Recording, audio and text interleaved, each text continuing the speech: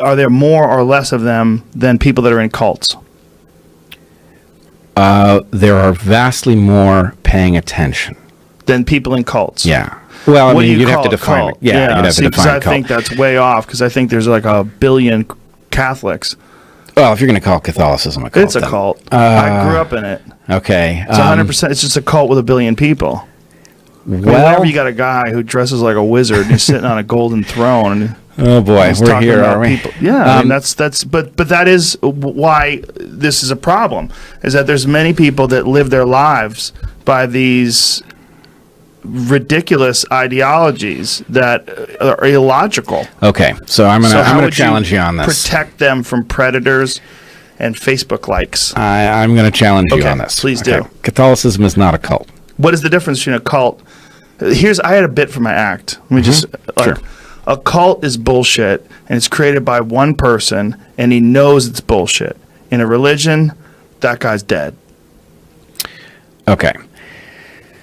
So let me. This is rough territory. But For you. okay. Let's say For me, this is every day. Let's say, yeah, all right. Let's say Moses comes down the mountain with the tablets. Oh, that dude. Okay. I don't know if Moses did come down the mountain with the tablets. I don't think he did. Let's say he did. But okay. Did he know he was bullshitting people? Well, do you know what religious scholars actually believe in Jerusalem actually believe that was all about now? The whole burning bush? Tell me. They believe it was the acacia bush, which is rich in DMT. And they think the metaphor of the burning bush was actually a psychedelic experience. And that Moses, during this psychedelic DMT experience, came back from the other dimension that you go into when you go into the DMT trance with all this really these standard messages that I myself have gotten from these psychedelic experiences, that you have to treat each other as if we're all one, and that our separations are all illusions, that you are literally living a life that if I was born in your body and I had your genetics, I would be you and you would be me, because we are all the same. And our differences are really what the illusion is. We are these temporary beings, and that negative thinking and negative feelings and all these things manifest themselves in negative actions and negative thoughts, and you can change that. You can change the frequency in which you exist in this world. Okay. Like, this is essentially what the 3,000-year-old version of Moses, or more than that, Moses' tablets were. That they were, God was the burning bush. Perfect. Right. So Okay. let me ask you a question. You've done some hallucinogens. Oh, yeah. And you've had some insight. Yeah. And that insight had something to do with treating people well. Yes, it definitely did. Okay. Was it true? Well, it definitely has benefited me. True or false, if you ask me, is it true that you have had positive experiences from psychedelic drugs where you have interpreted those experiences and improved your life? Yes, Good. that's true. Okay. So if you now go and you convey that thing to somebody who hasn't had the experience themselves, is it bullshit? Well, here's the thing about psychedelics as opposed to all the other ideologies, is that they're very repeatable. You don't have to believe in DMT. If you smoke it, you're going to experience it whether you believe in it or not. Right. And actually, I think this is, I am a cautious fan. I say cautious because I'm not a fan of the idea that these substances should be used recreationally. I think that's a mistake. I agree with you. I think it's fine to have a great time, but that these things are so powerful that one should be deliberate about it, and don't do it with a TV. The only thing that I like about doing it recreationally is it's going to get more people to do it. And that if you think it's recreational and then you do it, there's going to be a certain percentage of those people that go, what was that? That's not what I thought it was. I thought I was going in there to have a good time, and I just communicated with God. Yep.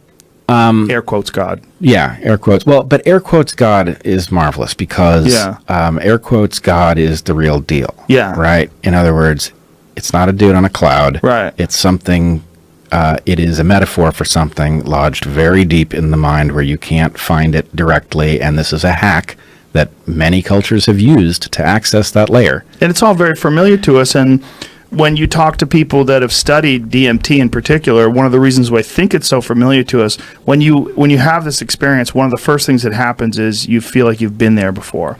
And they believe that this is because during REM sleep, your brain produces DMT. Yep. It's very difficult to monitor, but they have been able to, through the Cottonwood Research Foundation, which all started from the work of Dr. Rick Strassman out of the University of New Mexico, who wrote a book called DMT, the Spirit Molecule.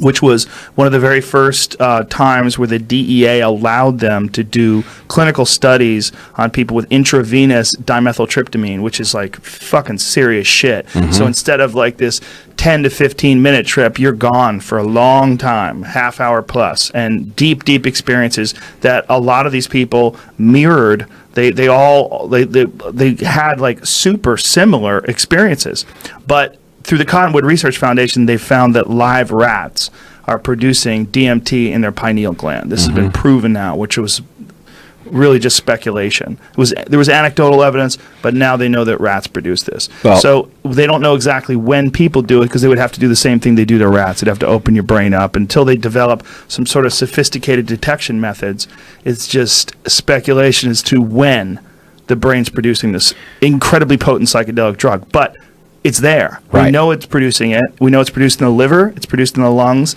It's endogenous to the human system, and we don't know why. Yeah, well, I'm pretty sure I have a good insight into why. Okay. But for the moment, let's pursue the issue of what the implications are. Okay, I'll hold on to why. I'll cross my fingers. Yeah, cross your fingers on that one. The story you've just told is perfectly plausible, whether it's 100% accurate or not, and we don't know. Right. But the idea that your mind contains mechanisms that go into some sort of psychedelic state without your conscious mind being able to tap into it, so your conscious mind walks around during the day not realizing that you're tripping at some other moments for some purpose, it's all very interesting. You're not tripping in your sleeping mind for no reason at all. You're doing it for productive reasons. Logically speaking, it has to be the case that if you're burning energy and going through the costly exercise of thinking, even in this psychedelic way, that it's happening for a reason, right? And that means that we have carried this with us from an ancestral state into the modern state, and we now have molecules that we can trigger it when we want to. That gives you access to a style of thinking that you're telling me has altered your understanding of your relationship to other people, and that it metaphorically lines up with what you often hear delivered in religious terms, right? Abstractly, yes. Right. Yeah. And so when you say Catholicism is a cult, I don't agree, because Catholicism historically must have been delivering messages that caused people to correct their thinking in ways that made them collaborate more effectively, that made them better able to find the opportunities in their environment. I'm not advocating that we should sign up for belief systems that are at odds with our modern environment. But one thing we can say, I believe for sure, is that religions that have stood the test of time did so because their value to the people who believed in them was so great that those that disbelieved were outcompeted. Now, so we get into trouble in the modern circumstance because we can look at many of the teachings of any of these ancient religions and we can compare them to what we learn scientifically and detect that there's something not right. Can I stop you there? Sure. Scientology, is that a cult? Too early to tell. Okay, but let's stop. Well, because but we know the guy who created it. Well, we do, but we all, so let me drag you back. Okay. So, by the way, I'm very uncomfortable with Scientology and what it does. But the problem is, as Scientology itself points out, if you looked at the inception of something like the Catholic Church, you might be equally troubled. Sure. Which is why I think they're both cults. Well, but let's be careful about that. Okay. So what do you think a cult is? What do you think a cult is? Well, I think a cult is the predatory version. It is tapping into people's natural tendency to believe in what I call metaphorical truths, and it is using it very often to extract resources from them. Like the Catholic Church? Well, no, not like the Catholic Church. The Catholic Church is so long-standing, and the population that has...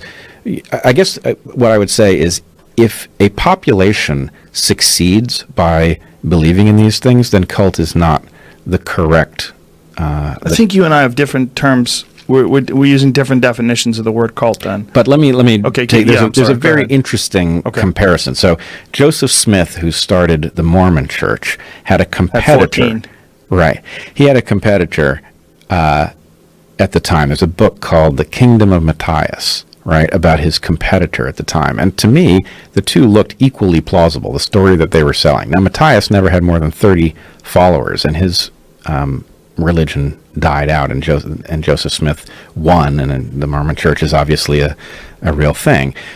But these sets of beliefs are advanced by somebody, whether those somebodies are cynical when they do it or whether they are earnest. I think many of these, the ones that we have that have lasted for long periods of time, have been advanced by somebody who was, in one way or another, conscious or not, DMT or not, tapped into something that, when delivered to other people, actually constituted a kind of insight. Now, as opposed to being a con man.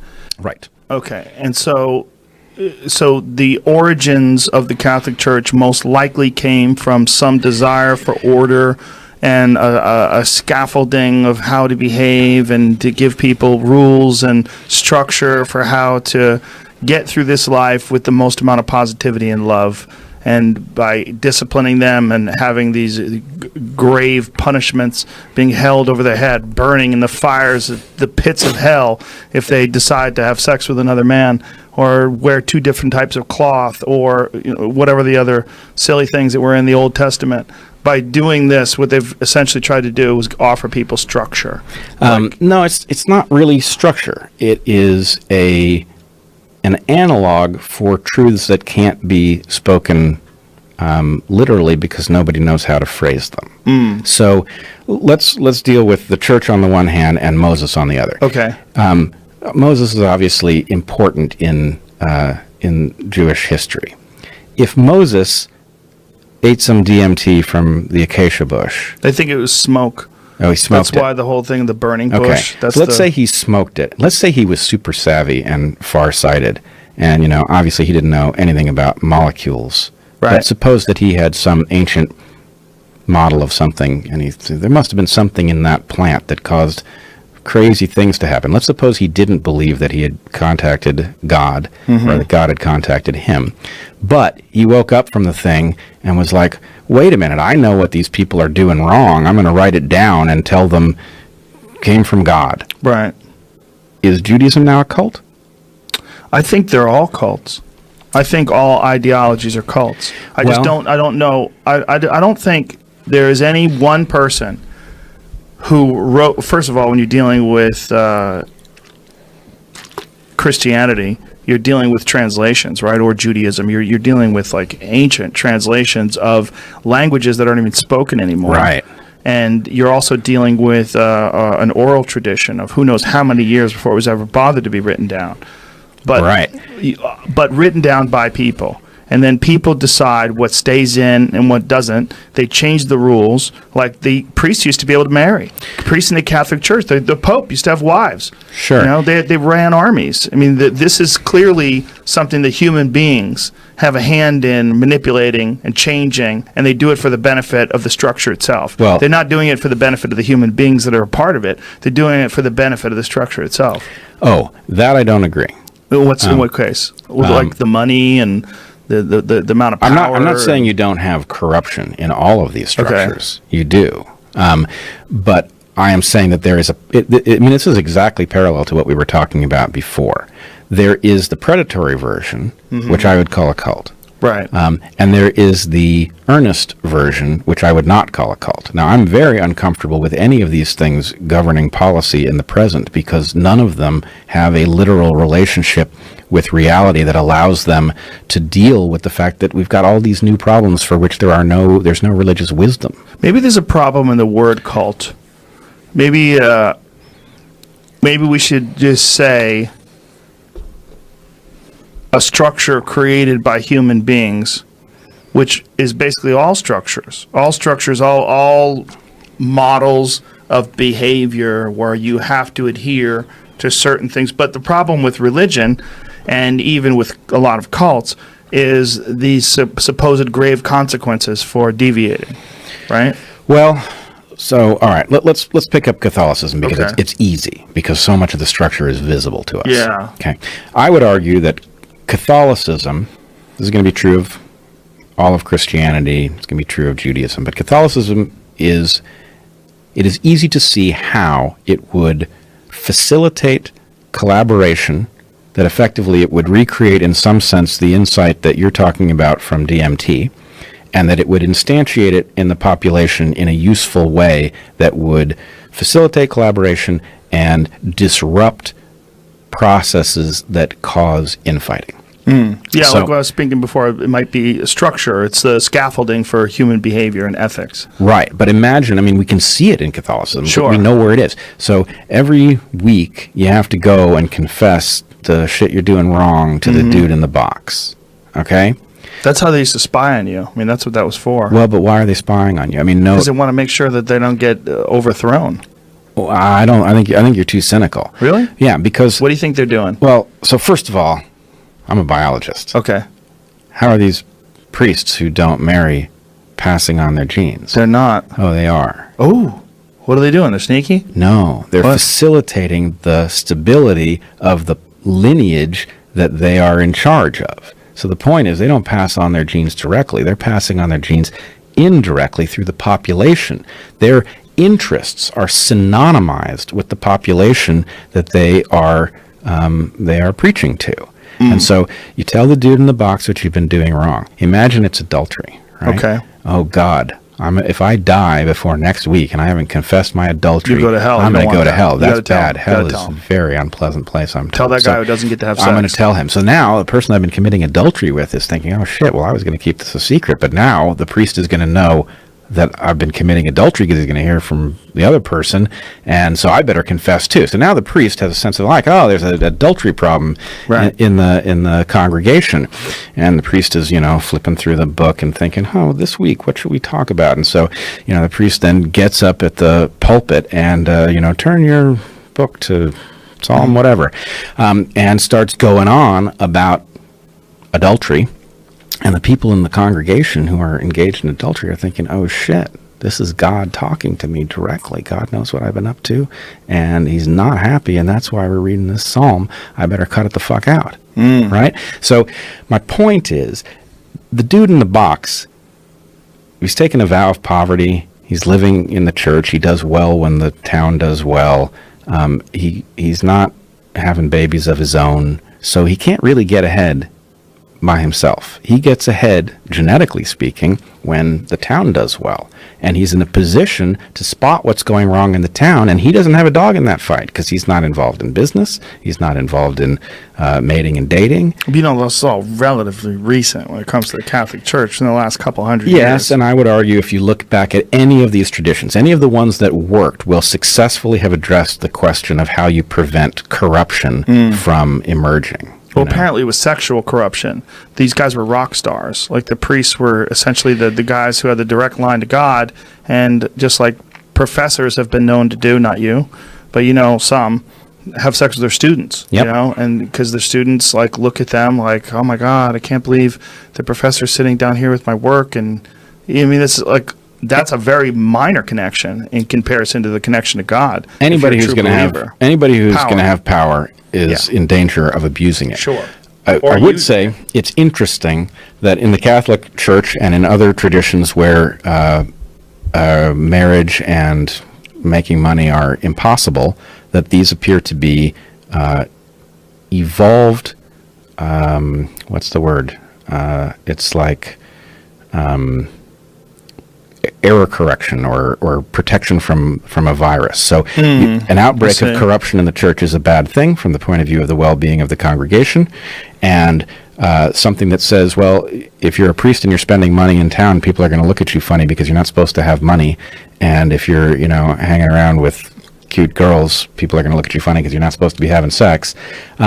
So this limits their ability to get away with stuff. I'm not saying it's zero. Obviously, it's not. But the idea that there will be protections in each tradition for this, that religions that don't successfully protect against abuses of power will succumb in competition to religions that do it effectively.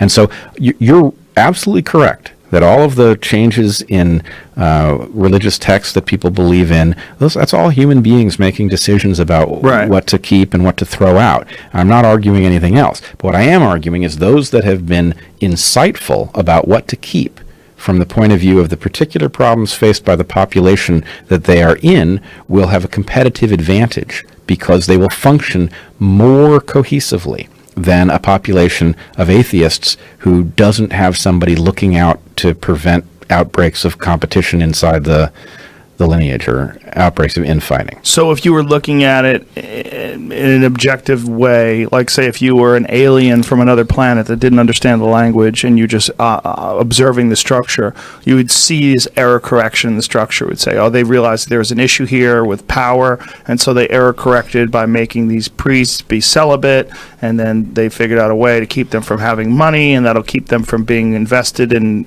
okay. Yeah. That's what you're saying. And I think it's very misleading to people who analyze things the way you and I would, because there's so much hocus pocus associated with these structures that, it's like constantly putting a finger in the eye of an analytical person. Of course. I mean, just the way they dress, right? I mean, just the wearing the wizard costume and holding the staff and sitting on the golden throne and all of it. I mean, all the pageantry to it. It's all preposterous. I mean, I agree. Looking at it as a modern person, it looks preposterous to me. On the other hand, there is no way, I'm telling you, I mean, most of my colleagues, I'm sure, would disagree with this, but I hope to show them to be wrong on this front.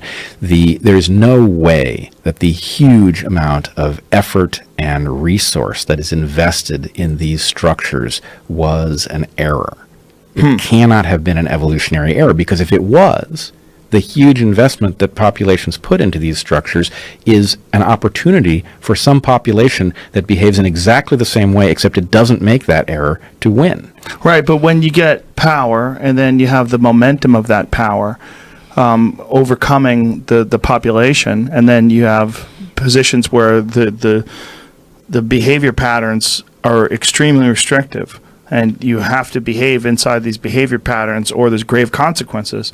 I mean, you could conceivably run that for 1,000 years without any error correction. I mean, that's what you've got with Islam, right? You've got a very ancient form of religion that Michael Shermer wrote a piece about it that's pretty interesting, where he was talking about how it's the only religion that didn't go through the Enlightenment. And he makes these comparisons to like the corrections that have been had with other religions as time has gone on that haven't happened there. And you could equate it to resource management. You could equate it to the part of the world in which they live. You could equate it. There's a lot of different ways that you could try to figure out why this happened. But the reality is that thing has not changed. That structure has not changed for a long time. I think you've hit on exactly the right point. Islam's mechanism for preventing outbreaks of parasitism was to hard code the thing. And this is a tragedy, because what it means is that where Islam needs to update, it doesn't have the mechanism for doing it. So, but also has a built-in way to keep people aboard. Like if you become an apostate, that you're allowed to, you can kill them. Right. You can kill apostates, which is, there's no other religion that we have right now that operates like that. It has draconian punishments. Imagine if Scientology did that. Right. Well, I mean, Scientology obviously has a huge number of completely unacceptable mechanisms to keep people from leaving. Right, but how is that not a cult? Since it was created by a science fiction writer, literally out of nowhere. I'm going to be horrified if I said it wasn't a cult. I right, think what but I you said say is it's too early to tell. Right. So, but how's that possible? Okay. So there could be some benefits in the future if Scientology continues to evolve and self-correct. It could get to the point where it's a behavior pattern that could be complementary and perhaps even beneficial to people. I do not believe that this is where it is headed. But if 1,000 years from now it had flourished and the population that believed these things was successfully growing, you'd have to say, well, there's something in that set of beliefs that's working for these folks. Right. So anyway, I'm not arguing that it isn't a cult. It has lots of hallmarks that make me think I'm troubled by it. Well, including, much like Mormonism, you know the guy who made it. But this, and unlike Mormonism, which was in 1820, we have video. We see L. Ron Hubbard's bad teeth and his fucking captain's outfit on with the medals that he gave himself. You're like, hey, what is this? Right. Oh, Right? Oh, you get a planet when you die or something like that? It sounds like a cult to me. On the other hand, I mean, we've got... That's the Mormons get a planet when you die. Sorry. I'm confused. Scientologists don't get a planet? No, the Mormons do. And it was in one of the Osmond Brothers albums.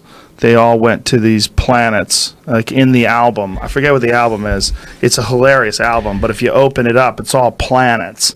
And the name of the album is this concept that you get a planet when you die.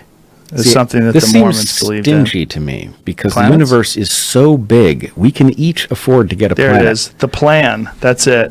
See, that is some Joseph Smith shit. Who, by the way, it's a wonderful book. If you read the actual origins of Mormonism, people that are listening go, wait a minute, what do they believe? Wow, do they believe some wacky stuff? But he had a golden or a seer stone, rather, that allowed him to read the golden tablets. The seer stone was a special magic rock that allowed him to read these golden tablets that contained the lost work of Jesus. Was that the inside of the album with all the planets? So I believe he was actually illiterate. Yeah, and that he was a con man, and he was murdered. Put a sheet over his head and dictated what he was supposedly reading to somebody else. That's my understanding of it. But he was a charismatic person, like many people who have created cults. He was. I think what they did right. Mormons are some of the nicest people I've ever met. They have an amazing sense of community. They're super nice, and I've always said that if I was going to join a cult, I think I'd join the Mormons. But where they fucked up is regulations came in. They started restricting the market. The regulators came in and stopped these people from having 9 wives. And then they're not going to be so nice anymore. The reason why they were so nice is because they had these crazy relationships. They were having orgies every night. Well, they had 9 people living in the house with them they're allowed to have sex with. There's a problem with your they, because for everybody who had 9 wives, there were 8 dudes who had none. Those guys got to get their shit together and start their own cult. I guess. Where, maybe they're gay. I don't know.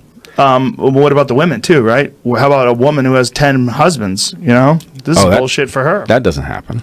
Yeah, it should, right? No. Should be possible. No. See, there's a very good biological reason that it doesn't make any sense. But you were ready to dig deep into your biological. Oh man, don't go polyandrous on me.